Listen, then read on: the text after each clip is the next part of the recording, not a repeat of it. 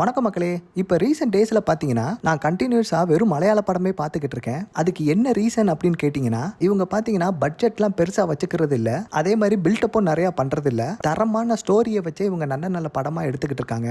அதனாலேயே என்னமோ தெரியல, நான் கண்டினியூஸாக மலையாள படமே பார்த்துக்கிட்டு இருக்கேன். அப்படி நான் பார்த்ததில் ஒரு படம் தான் 2021 ரிலீஸ் ஆன சுருளி அப்படிங்கிற ஒரு மலையாள படம் தான். இந்த படம் பார்த்தீங்கன்னா இப்போ சோனி லைவ்ல தமிழ் டப்போட அவைலபிளாக இருக்கு. அதுலேயும் இந்த படத்தோட கிளைமேக்ஸ் எல்லாம் பார்த்தீங்கன்னா ஒரு செம்மையான டைம் லூப் கான்செப்ட்ல எடுத்து வச்சிருப்பாங்க. பார்க்கறதுக்கும் நமக்கு போர் அடிக்கவே அடிக்காது. இந்த படத்தோட ஒன்லைன் ஸ்டோரி என்னன்னு கேட்டீங்கன்னா, சுருளி அப்படிங்கிற ஒரு மலைவாழ் கிராமத்துல ஜாய் அப்படிங்கிற ஒரு குற்றவாளி ஒருத்தன் இருக்கான். அவனை தேடி 2 போலீஸ் மஃப்டியில போறாங்க. ஏற்கனவே அவனை தேடி நிறைய பேர் போனவங்க உயிரோட திரும்பி வந்ததா சரித்திரமே இல்ல. இந்த மாதிரி சுச்சுவேஷன்லயும் இந்த 2 பேர் தைரியமா அங்க போறாங்க. அங்க போனதுக்கு அப்புறம் பாத்தீங்கன்னா அங்க இருக்கிற கிராமவாசிகள்லாம் பாத்தீங்கன்னா ஒரு மாதிரியா வித்தியாசமா பிஹேவ் பண்றாங்க. இருந்தாலும் அந்த அட்மாஸ்பியருக்கு இவங்க அவங்கள ஃபிட் பண்ணி டெய்லி நைட்டு தூங்கும் போது 2 போலீஸ்காரங்கள ஒருத்தனுக்கு பாத்தீங்கன்னா வித்தியாசமான கனவுகள்லாம் வருது. அதே நேரத்துல ஒரு சில அமானுஷ சம்பவங்களும் அங்க நடக்குது. ஒரு கட்டத்துக்கு மேல அவங்க யாரு அப்படிங்கிறது அந்த மக்களுக்கு தெரியுது. அதுக்கப்புறம் பாத்தீங்கன்னா என்ன மாதிரி சம்பவங்கள்லாம் நடக்குது, கடைசியில அவங்க 2 பேரும் அங்க இருந்து தப்பிச்சு வந்தாங்களா இல்லையா, அங்க தேடி போன குற்றவாளி யாரு, அவனை கண்டுபிடிச்சாங்க இல்லையா அப்படிங்கறதா இந்த படத்தோட கிளைமேக்ஸா இருந்துச்சுங்க. இந்த படம் பாத்தீங்கன்னா பாக்குறதுக்கு போரே அடிக்காது. சுருளி அப்படிங்கிற இந்த டைட்டில் பாத்தீங்கன்னா இந்த படத்துக்கு ரொம்ப ஆப்டான பேருன்னே சொல்லுவேன். இதோட லிட்ரல் மீனிங் என்னன்னா ஸ்பைரல், அதாவது ஒரு சுழல் மாதிரிங்க. சுருளி அப்படிங்கிறது இந்த படத்தை பொறுத்த வரைக்கும் ஒரு பிளேஸ். அந்த பிளேஸ் பாத்தீங்கன்னா கிட்டத்தட்ட ஒரு ஸ்பைரல் வேர்ல்டு மாதிரி தான் இருக்கும். எனக்கு இந்த படத்துல பிடிச்ச விஷயங்கள்னு பாத்தீங்கன்னா ஒரு மெல்லிய பாதைங்க, அதுல அந்த பாதைக்கு இந்த சைடு பாத்தீங்கன்னா ஒரு அன்பான அழகான மனிதர்கள், அழகான உலகமும் கூட. அப்படியே அந்த பாதைக்கு அங்கிட்டு போனீங்கன்னா மிஸ்டீரியஸ் வேர்ல்டு, மிஸ்டீரியஸ் பர்சன் இருக்கிற உலகம். இந்த படத்தோட பிக்கஸ்ட் பாசிட்டிவா பாத்தீங்கன்னா இந்த படத்தோட கான்செப்ட் தான் கிட்டத்தட்ட ஒரு பசில சால்வ் பண்ற ஃபீல் தான் நமக்கு இருக்கும். அதே மாதிரி இந்த படம் ஸ்டார்டிங் அப்போ ஒரு 3 நிமிஷம் ஒரு சின்ன கதை ஒன்று சொல்லியிருப்பாங்க. அது ஆக்சுவலா என்னன்னு பாத்தீங்கன்னா அது ஆக்சுவல் படத்துக்கான ஒரு குட்டி ஸ்டோரி. அதாவது அந்த கதையை நீங்க உத்து கவனிச்சீங்க அப்படின்னா அந்த சின்ன கதைக்குள்ள இந்த பெரிய கதையை அழகா அதுல உள்ள ஃபிட் பண்ணுவாங்க. இன்ஃபேக்ட் அதுல ஏகப்பட்ட கேரக்டர்ஸ் உள்ள கொண்டு வந்து அந்த சின்ன கதைக்கும் இந்த பெரிய கதைக்கும் மேப் பண்றாங்க. ரொம்பவே அருமையான திங்கிங்னே நான் சொல்லுவேன். அதே மாதிரி இந்த படத்துல ஒரு மிஸ்ட்ரி லேண்டை வச்சு ஒரு பர்டிகுலர் விஷயத்தை சூப்பராகவே கன்வே பண்ணுவாங்க. அதாவது ஈக்குவாலிட்டி அப்படிங்கிற ஒரு விஷயத்தை பார்த்தீங்கன்னா அது நார்மல் லேண்டில் கூட ப்ராப்பரா இருக்காது. ஒருத்தர் பார்த்தீங்கன்னா ஒரு ஹைரார்கி மெயின்டைன் பண்ணுவாங்க. அதுலயே இந்த மிஸ்ட்ரி லேண்டை எடுத்துக்கிட்டீங்க அப்படின்னா எல்லாருமே சமம். அதுல பார்த்தீங்கன்னா 2 ஃபீமேல் கேரக்டர்ஸ் மட்டும்தான் வரும். அவங்களே பார்த்தீங்கன்னா மேலோட ரொம்ப அக்ரெசிவா ரொம்ப ஈக்குவலா நடத்தப்பட்டு இருப்பாங்க. அதே மாதிரி இந்த படம் பார்த்தீங்கன்னா டெக்னிக்கலா பார்த்தீங்கன்னா ரொம்ப பயங்கர சவுண்டு, எஸ்பெஷலி சினிமோட்டோகிராஃபி பார்த்தீங்கன்னா அதுல காட்டக்கூடிய காடுகள்லாம் பார்த்தீங்கன்னா அவ்வளவு பிரசண்டா காட்டப்படுறாங்க. அதுலயும் ஸ்டார்டிங்ல காட்டக்கூடிய அந்த ஜீப் ரைடு பார்த்தீங்கன்னா அதை விஷுவலா பார்த்தீங்கன்னா சூப்பராகவே எடுத்திருப்பாங்க. அதுல போகும்போது நமக்கே ஒரு மிஸ்ட்ரி லேண்டுக்குள்ள போற ஃபீல் வந்து நமக்கே கொடுத்திருப்பாங்க. அதே மாதிரி இந்த படத்துல ஏகப்பட்ட பேர் நடிச்சிருப்பாங்க. செம்பன், வினோத் ஜோஸ், வினய் ஃபோர்ட், அதே மாதிரி ஜோஜோ ஜார்ஜ், ஷோவின் ஷாகிர், இப்படி ஏகப்பட்ட பேர் நடிச்சிருப்பாங்க. அதே மாதிரி இந்த படத்துல மைனஸ் அப்படின்னு பாத்துக்கிட்டீங்கன்னா இது ஒரு அடல்ட்ஸ் ஒன்லி மூவிங்க. மெயினா பாத்தீங்கன்னா இதை ஃபேமிலியோட உட்காந்து பாக்குறதுக்கு சஜஸ்ட் பண்ண மாட்டேன். அதுக்கு காரணம் பாத்தீங்கன்னா இதுல வர்ற லாங்குவேஜஸ் தான். அந்த மிஸ்ட்ரி லேண்டுக்குள்ள போனதுக்கு அப்புறம் ஒருத்தன் மானா வரைக்கும் திட்டிக்கிடுவாங்க. நம்ம காது கிளிய பேசி இருப்பாங்க. அந்த மாதிரி சீரீஸ் எல்லாம் பாத்தீங்கன்னா நிறைய ஃபேமிலி ஆடியன்ஸ் ஏத்துக்கிட மாட்டாங்க. அதே மாதிரி பாத்தீங்கன்னா இதுல வரக்கூடிய ஒரு சில சீன்ஸ் எல்லாம் பாத்தீங்கன்னா ரொம்ப சினிமேட்டிக்கா இருக்கும். ஃபார் எக்ஸாம்பிள் வந்து ஒரு சில ட்ரீட்மெண்ட் எடுக்கிறதுக்காக ஒரு லேடி கிட்ட போவாங்க. ஸோ அங்க நடக்கிற சீன்ஸ் எல்லாமே பாத்தீங்கன்னா கொஞ்சம் சினிமேட்டிக்கா இருந்துச்சுன்னே சொல்லுவேன். ஸோ இதெல்லாம் தவிர்த்து பாத்தீங்கன்னா இது ஒரு டிஃபரெண்டான மூவி. கண்டிப்பா நீங்க ட்ரை பண்ணி பாருங்க. இது சோனி லைவ்ல தமிழ் டப்போட அவைலபிளா இருக்கு. நம்ம லிஸ்ட்ல அடுத்து பார்க்கக்கூடிய படம் என்னன்னு பாத்தீங்கன்னா 2022 ரிலீஸ் ஆன மசூதா அப்படிங்கிற ஒரு தெலுங்கு ஹாரர் த்ரில்லர் மூவி தான் நம்ம இன்னைக்கு பார்க்க போறோம். இந்த படம் பாத்தீங்கன்னா அமேசான் பிரைம் பிளஸ் ஆகா தமிழ்ல அவைலபிளா இருக்கு. தமிழ் டப்புலயும் இருக்குது. இந்த படத்தோட ஒன்லைன் ஸ்டோரி என்னன்னு பாத்தீங்கன்னா நசியா அப்படிங்கிற ஒரு பொண்ணு ஹைதராபாத்ல அம்மா சங்கீதா கூட ஒரு வீட்ல வாழ்ந்து வராங்க. சங்கீதா பாத்தீங்கன்னா ஆக்சுவலா ஒரு சிங்கிள் பேரண்ட், ஒரு ஸ்கூல்ல சயின்ஸ் டீச்சரா ஒர்க் பண்ணிக்கிட்டு இருப்பாங்க. அவங்க வீட்டுக்கு பக்கத்து வீட்டுல தான் திருவீர் அப்படின்னு ஒருத்தர் இருப்பாரு. அவர் பாத்தீங்கன்னா ஐடில ஒர்க் பண்ணிக்கிட்டு இருப்பாரு. அவர் பாத்தீங்கன்னா ரொம்ப பயந்த சுபாவம் இருக்கக்கூடிய ஒரு ஆளு தான். ஆனா சங்கீதா ஃபேமிலிக்கு ஏதாவது ஒரு ப்ராப்ளம்னா தயங்காம செய்யக்கூடிய ஒரு நல்ல மனிதர். இப்படி போய்கிட்டு இருக்கிற இவங்க லைஃப்ல திடீர்னு ஒரு சம்பவம் நடக்கும். அது என்னன்னு பாத்தீங்கன்னா நசியாவுக்கு பேய் பிடிச்சிரும். அந்த பேய் யாரு, எதுக்காக நசியாவை பிடிச்சது, அதே மாதிரி அதுல இருந்து நசியாவை எப்படி காப்பாத்துறாங்க, இந்த மாதிரி ஏகப்பட்ட விஷயங்களை சொல்லக்கூடிய படம் தான் மசூதா. இந்த படத்துல எனக்கு முக்கியமா பிடிச்சிருக்கிறது பாத்தீங்கன்னா இதுல வரக்கூடிய அந்த பிளாஷ்பேக் போர்ஷன்ஸ் தான் ரொம்பவே டிஃபரெண்டா அமைச்சிருந்தாங்க. ஒரு முஸ்லிம் சொசைட்டில நடக்கக்கூடிய ஒரு பயங்கரமான சம்பவங்கள் அப்படிங்கிற மாதிரி தான் காட்டியிருப்பாங்க. உண்மையிலே பயங்கர டெரிஃபிக்கா இருக்கும். அதே மாதிரி இந்த படத்துல சங்கீதா அண்ட் திருவீர் இவங்க 2 பேத்துக்கு நடுவுல இருக்கக்கூடிய அந்த ரிலேஷன்ஷிப்பை காட்டின விதம் ரொம்பவே சூப்பரா நீட்டா இருந்தது. இவங்க ரெண்டு பேத்துக்குள்ளே பாத்தீங்கன்னா நெய்பர் அப்படிங்கறத தாண்டி ஒரு எந்த ஒரு மாதிரியான ரிலேஷன்ஷிப்பும் இருக்காது.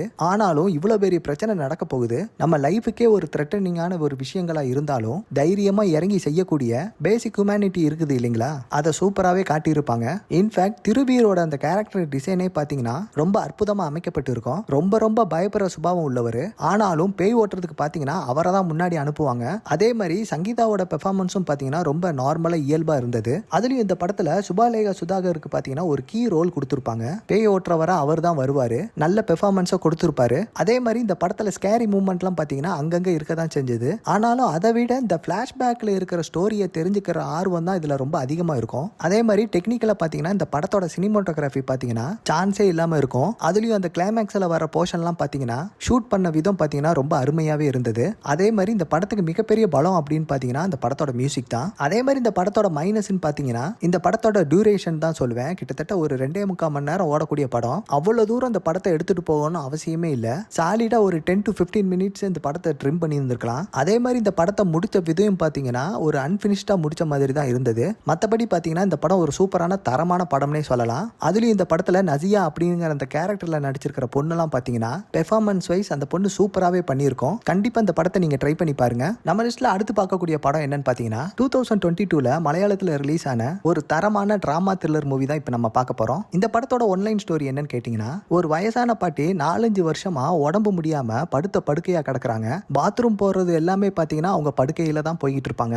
அவங்களுக்கு பாத்தீங்கன்னா கண்ணு தெரியாத ஒரு ஹஸ்பண்டும் ஒரு பையனும் இருக்கான். அந்த பையனுக்கு கல்யாணம் ஆயிடுச்சுங்க. அந்த பையன் வெளியூர்லயே வேலை செஞ்சுக்கிட்டு இருக்கான். ஆனா அவங்களோட மருமக பாத்தீங்கன்னா வேற பையனோட அஃபேர்ல இருக்கிறாங்க. ரொம்ப நாளா பாட்டியை பார்த்துக்கிட்டு இருந்த அந்த நர்சம்மா அந்த வேலையை விட்டுட்டு அவங்க சொந்த வேலையை அவங்களோட ஊருக்கு போயிடுறாங்க. அதுக்கப்புறம் அந்த பாட்டியை பார்த்துக்கிற வேலையை அவங்க மருமக தான் செய்யறாங்க. படுக்கையிலே பாத்ரூம் போய்கிட்டு இருக்கிறதுனால இதெல்லாம் அவங்களால சுத்தமா சகிச்சுக்க முடியாம ஒரு நாள் நைட்டு என்ன பண்றாங்கன்னா அவளுடைய அஃபேர் லவ்வரோட சேர்ந்து நைட்டோட நைட்டா அந்த பாட்டியை சம்பவம் பண்ணிடுறாங்க. அன்னைக்கு நைட்டே அவங்க ரெண்டு பேரும் தப்பிச்சு போகலான்னு ட்ரை பண்ணும்போது அவங்க ரெண்டு பேத்துக்கும் ஒரு தரமான சம்பவம் அன்னைக்கு நைட்டே நடக்குது. அந்த சம்பவத்தை செய்யறது யாரு, குறிப்பா அவங்க ரெண்டு பேத்துக்கும் அவங்க செஞ்ச கொடூரமான செயலுக்கு அவங்க தண்டனை அனுபவிச்சாங்களா இல்லையா, அதை அவங்க எப்படி அனுபவிக்கிறாங்க அப்படிங்கிறத செம்ம விறுவிறுப்போட செகண்ட் ஹாஃப் ஃபுல்லா சொல்லியிருக்கிற படம் தான் 2022 ரிலீஸ் ஆன உடல் திரைப்படங்க. அமேசான் பிரைம்ல இந்த படம் இருக்குது. ஆனா கோவப்படாதீங்க, தமிழ் டப்ல இல்ல, மலையாளத்துல மட்டும்தான் இருக்கு. செகண்ட் ஹாஃப் ஃபுல்லாவே அந்த படத்துல நடிச்சிருக்கிற ஒரு கேரக்டர் பாத்தீங்கன்னா நம்மள சும்மா மிரட்டி விட்டுருப்பாரு. அதே மாதிரி இந்த படத்துல முக்கியமான பாசிட்டிவா பார்க்கப்படுறது இந்த படத்தோட டார்க்னஸ்னே சொல்லுவேன். ஒரு கம்ப்ளீட் டார்க் மூவியா கொடுக்கணும் அப்படிங்கிற மாதிரி யோசிச்சிருப்பாங்க.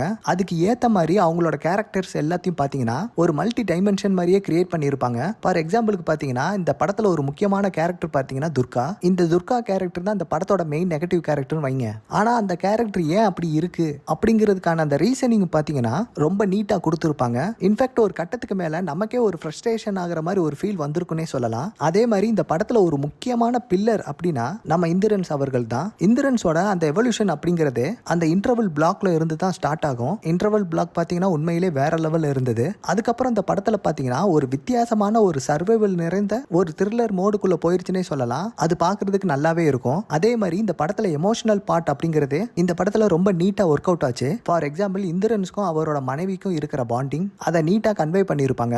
ஆல்சோ இந்த படத்தோட டூரேஷன்லாம் பார்த்தீங்கன்னா 2 மணி நேரத்துக்குள்ள தான் ரொம்ப நீட்டா கிறிஸ்பா பார்க்கக்கூடிய டூரேஷனாக தான் இருந்தது. ஒரு எராட்டிக் த்ரில்லர் ஃபேன்ஸ் எந்த மாதிரி விஷயங்களை எதிர்பார்த்து வருவாங்களோ அந்த மாதிரி விஷயங்களுமே பார்த்தீங்கன்னா இந்த படத்தில் நிறைஞ்ச மாதிரி தான் இருந்தது. ஓவராலாக பார்த்தீங்கன்னா ஒரு வித்தியாசமான எராட்டிக் சர்வைவல் த்ரில்லர் மூவியாக தான் இது அமைஞ்சது. அதே மாதிரி இந்த படத்தில் மைனஸை பொறுத்த வரைக்கும் இந்த படத்தில் ஒரே சீக்வன்ஸ் 2 டைம்ஸ் ரிப்பீட் ஆகிற மாதிரி சில காட்சிகள்லாம் இருக்கும். அதையெல்லாம் கொஞ்சம் பெட்டராக எடுத்துருந்துருக்கலாம் அப்படிங்கிறது தான் என்னோட ஒப்பீனியன். அதே மாதிரி டுவர்ட்ஸ் த கிளைமேக்ஸ் பார்த்தீங்கன்னா அந்த கிளைமேக்ஸை முடிச்ச விதம்லாம் பார்த்தீங்கன்னா கொஞ்சம் இன்னும் டீட்டெயிலாக சொல்லியிருக்கலாம் அப்படின்னு சொல்லி எனக்கு தோணுது. ஒரு மாதிரியா இன்கம்ப்ளீட்டாக முடிச்சிட்டாங்களோ அப்படிங்கிற மாதிரி ஒரு ஃபீல் இருந்தது. எல்லாத்துக்கும் மேலே இந்த படம் ஸ்ட்ரிக்ட்லி ஃபார் அடல்ட்ஸ். இது ஒரு 18+ மூவி. ஸோ அதுக்கு தகுந்த மாதிரி பிளான் பண்ணிக்கோங்க. என்னை பொறுத்த வரைக்கும் கண்டிப்பாக இந்த படத்தை நீங்கள் ட்ரை பண்ணி பாருங்க. நம்ம லிஸ்ட்ல அடுத்து பார்க்கக்கூடிய படம் என்னன்னு பார்த்தீங்கன்னா இப்போ பார்க்க போகிறது நம்ம ஷாம் நடிச்ச அஸ்திரம் அப்படிங்கிற ஒரு தமிழ் மூவியை பற்றி தான் பார்க்க போகிறோம். இந்த படத்தில் ஷாம் தான் ஒரு லீட் கேரக்டரில் ப்ளே பண்ணியிருக்கிறாரு. இது ஒரு கிரைம் இன்வெஸ்டிகேஷன் மூவிங்க. படத்தோட ஒன்லைன் பார்த்தீங்கன்னா ஷாம் பார்த்தீங்கன்னா கொடைக்கானல்ல ஒரு போலீஸ் இன்ஸ்பெக்டரா பணியாற்றி வர்றாரு.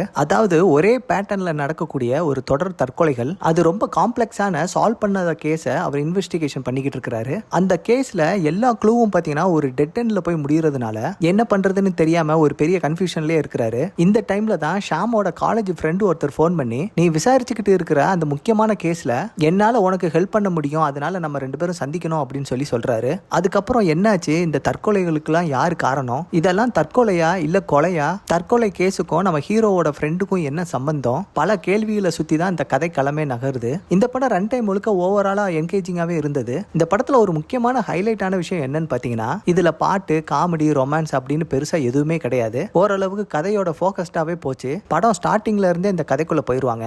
அதே மாதிரி இந்த படத்தோட ரன் டைம் பாத்தீங்கன்னா ரொம்ப கம்மி தான். ஒரு 1 hour 50 minutes தான் ஓடும். அதுலயும் இந்த படத்துல குறிப்பா இந்த படத்துல நடக்கக்கூடிய கிரைம்ஸை நம்ம விளையாடக்கூடிய ஒரு ஃபேமஸான கேமோட கனெக்ட் பண்ண விதமா இருக்கட்டும், ஒரு சில இந்த படத்தோட பரபரப்பான விஷயமா இருக்கட்டும், சூப்பரா இருக்குதே அப்படின்னு சொல்லி அந்தந்த காட்சிகள்லாம் பாத்தீங்கன்னா அடுத்த கட்டத்துக்கு நல்லாவே எலிவேட் பண்ணி கொண்டு போயிருப்பாங்க. அதாவது அந்த கனெக்டிங் பாயிண்ட்ஸ் சொல்றேன். அந்த 3 தற்கொலைகள்ல உள்ள அந்த கனெக்டிங் பாயிண்ட்ஸை மேலோட்டமா பார்க்கும்போது தெரியாது. பட் அந்த இன்வெஸ்டிகேஷன் மூலமா ஒரு கனெக்ஷனை எஸ்டாப்ளிஷ் பண்ணுவாங்க. அதையெல்லாம் பாத்தீங்கன்னா நீட்டாவே பண்ணியிருந்தாங்க.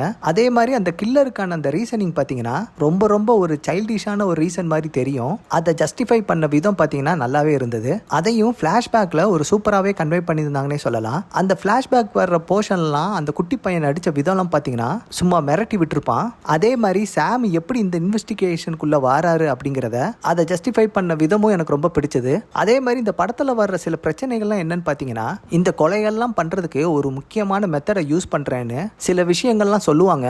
அதெல்லாம் பாத்தீங்கன்னா ரொம்ப சாதாரணமான விஷயம் மாதிரி தான் இருந்தது. அதே மாதிரி பிளாஷ்பேக்ல வர்ற அந்த ஃபேமிலி சென்டிமெண்ட் போர்ஷன், அதாவது அந்த குழந்தை சென்டிமெண்ட் போர்ஷன்லாம் பாத்தீங்கன்னா ரொம்ப லென்த்தியாவே போச்சு. அதையெல்லாம் இன்னும் கொஞ்சம் ட்ரிம் பண்ணி இருந்திருக்கலாம். ஓவராலா பார்க்கும்போது இது ஒரு டீசென்ட் இன்வெஸ்டிகேஷன் த்ரில்லர்னே நான் சொல்லுவேன். அதே மாதிரி ரொம்ப நாளா இல்லைங்க, ரொம்ப வருஷமா ஒரு வெற்றிக்கு காத்திருக்கும் ஷாமோட ஒரு ஆவரேஜ் பெட்டர் மூவினே சொல்லுவேன். இந்த படம் இப்போ ஆகா தமிழ்ல ஸ்ட்ரீம் ஆகிட்டு இருக்குது. உங்களுக்கு டைம் கிடைக்கும் போது இந்த படத்தை பார்த்துட்டு உங்களோட கருத்தை நம்ம கமெண்ட் செக்ஷன்ல சொல்லுங்க.